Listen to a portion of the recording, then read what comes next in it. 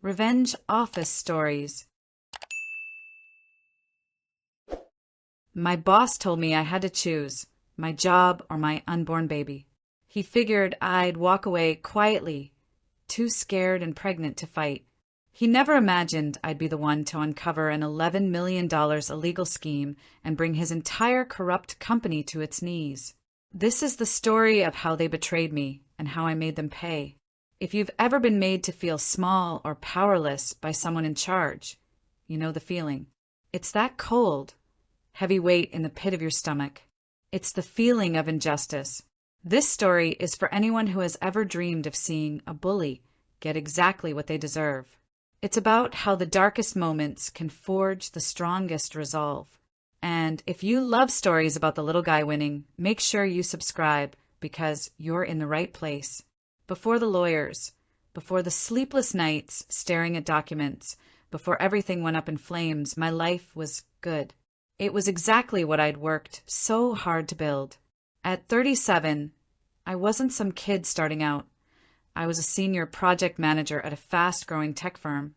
For 7 years, I poured everything into that company. I wasn't just an employee, I was a believer. I had watched it grow from a scrappy startup into a major player, and I was proud of my role in that success. My days were a blur of strategy meetings, client presentations, and managing a team I genuinely cared for. I was the one who handled the impossible projects, the one who stayed late to get every detail right. My performance reviews weren't just good, they were glowing. Indispensable sets the standard for excellence, a true leader. I wasn't just climbing the corporate ladder, I was helping build the thing. My boss, the director of our division, let's call him Mr. Evans, had been my mentor. He'd championed my promotions and given me my biggest projects. I trusted him completely. I saw him as an ally. Then, the best thing that ever happened to me occurred. After years of trying, I found out I was pregnant. The joy was overwhelming, this bright light that colored my whole world. My husband and I were ecstatic. This baby was everything. Telling my team was a genuinely happy moment. There were hugs, cheers, and excitement over baby names. They were my work family. When I told Mr. Evans, he smiled, shook my hand, and said all the right things. That's wonderful news. We'll support you any way we need to. A wave of relief washed over me. Of course he would. This was a modern company that prided itself on its people-first culture. I should know. I helped write the recruitment brochures. I believed the hype. I spent the next few months happily planning, mapping out my projects for a smooth handover before my maternity leave. I created detailed transition plans. I worked even harder, determined to leave my team in the best possible shape. My loyalty had never been stronger. I was going to be a mother, sure, but I was also a dedicated professional. I was naive enough to believe those two things could coexist. The shift was so subtle at first. I almost convinced myself I was imagining it. It started around my 6th month. My name would be left off an invite for a key meeting. When I'd ask Mr. Evans, he'd brush it off. Oh, just a preliminary chat. I'll fill you in. He never did. Then came the little comments in team meetings, like tiny, poisoned darts. We need people who are fully committed for the long haul on this one, he'd say, his eyes flicking to me for just a second. Projects that should have been mine were given to junior team members. The excuse was always some patronizing version of, just trying to lighten your load before the big day. But my role was just shrinking. I was being sidelined, methodically pushed from the center to the edge.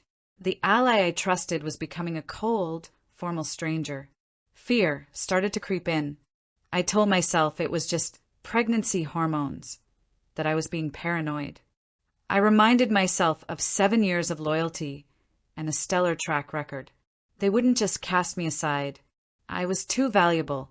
The meeting was set 2 months before my due date. The subject was innocent. Maternity leave logistics. I walked into his glass office with a knot in my stomach, but I had my meticulous handover plan ready. I was prepared for a discussion. I was not prepared for an execution. He didn't waste time. Look, he began, steepling his fingers. We're entering a critical growth phase. The new product launch is everything. It's all hands on deck. I nodded. I understand. My transition plan is thorough. I've already briefed Sarah on. He cut me off. That's the thing. A transition plan isn't going to cut it. We need consistent leadership. We can't afford any disruption. The room felt ice cold. What are you saying? I whispered.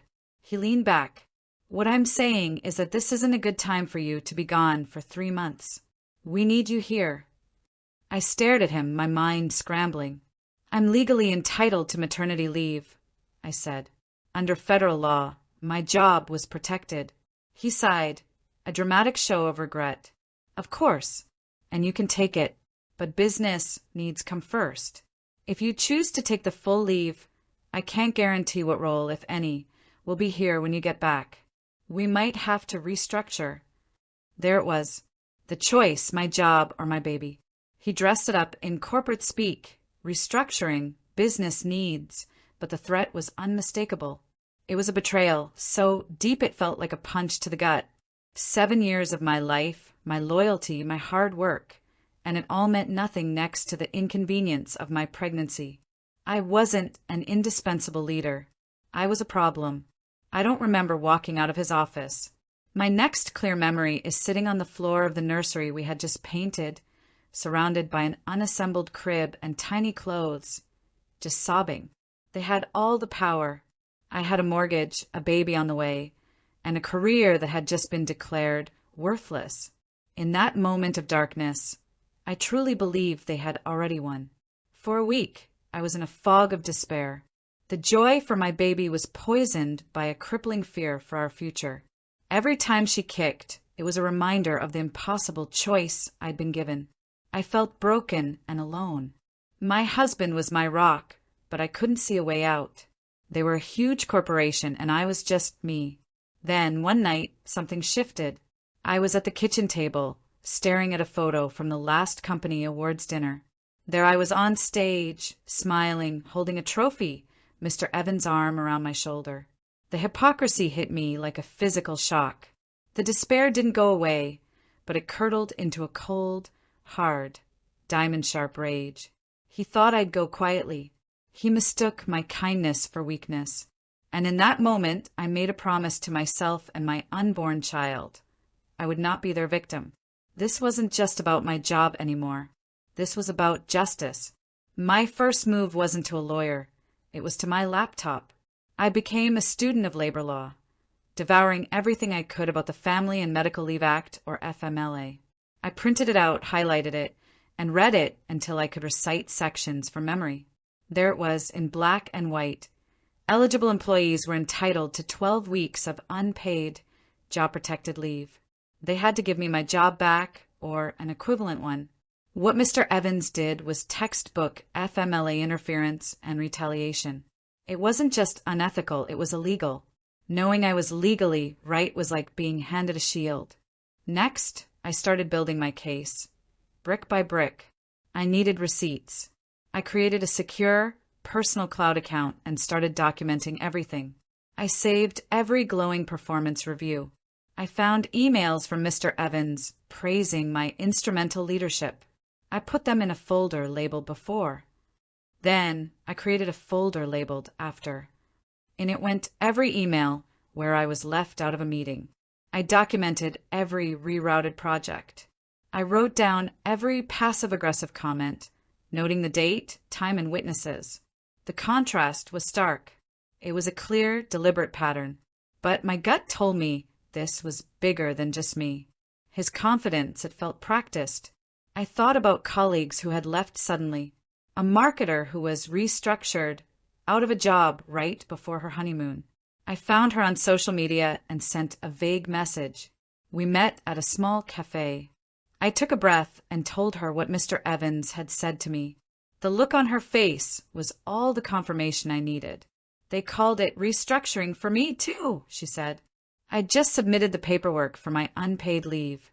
2 weeks later, my job was eliminated. She told me the order came from Mr. Evans and HR.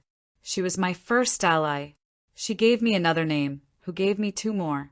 I became an investigative journalist in secret, spending my nights on the phone, listening to stories that were all eerily similar.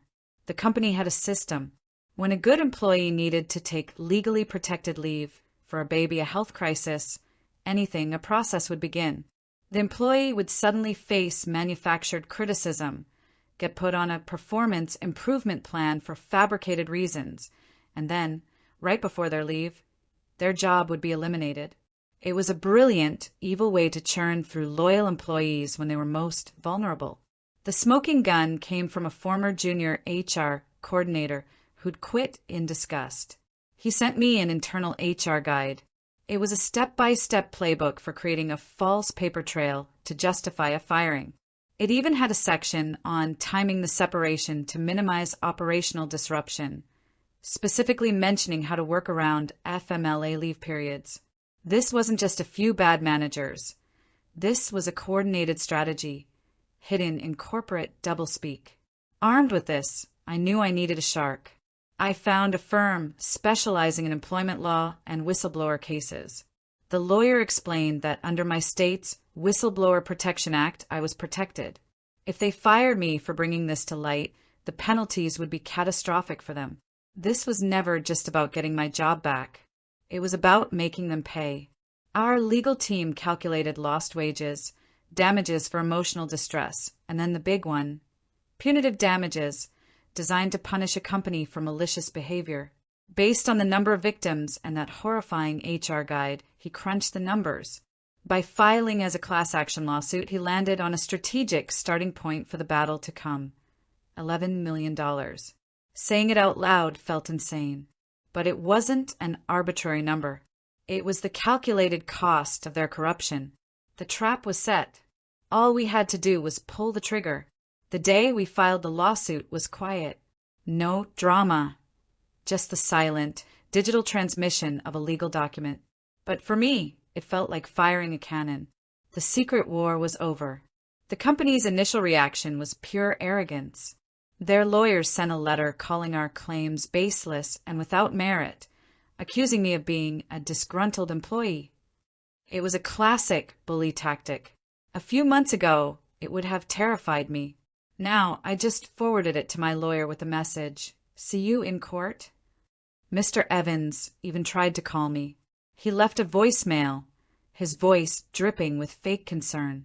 "I think there's been a huge misunderstanding," he said. "Getting lawyers involved helps no one. This could be very damaging for your professional reputation." I saved the voicemail. It was just more evidence. The real climax happened during depositions. First up was the head of HR. She stonewalled every question. Then, our lawyer placed the HR guide on the table. I'm not familiar with this specific document," she stammered. "That's interesting," our lawyer said softly, "because we have a sworn affidavit from the junior coordinator who says you personally tasked him with writing it. He saved the email chain. Would you like me to show you?" The color drained from her face. She was caught in a lie under oath. Mr. Evans was next. He walked in with a confident swagger, painting me as an emotional, hormonal pregnant woman. Our lawyer let him talk. Then he presented my 7 years of glowing reviews and made Evans read his own praise aloud. He then showed him the critical emails from just after our meeting. "I was just holding her to a high standard," Evans blustered. "A higher standard than 3 months earlier, when you called her work flawless," the lawyer pressed. Next came the stories from the other victims. With each one, Evans' swagger faded.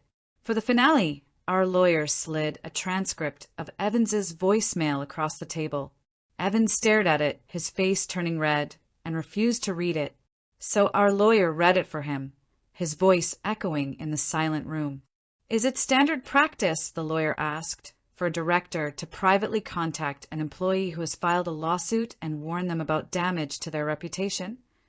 Mr. Evans just sat there, deflated. The bully had been stripped of his power.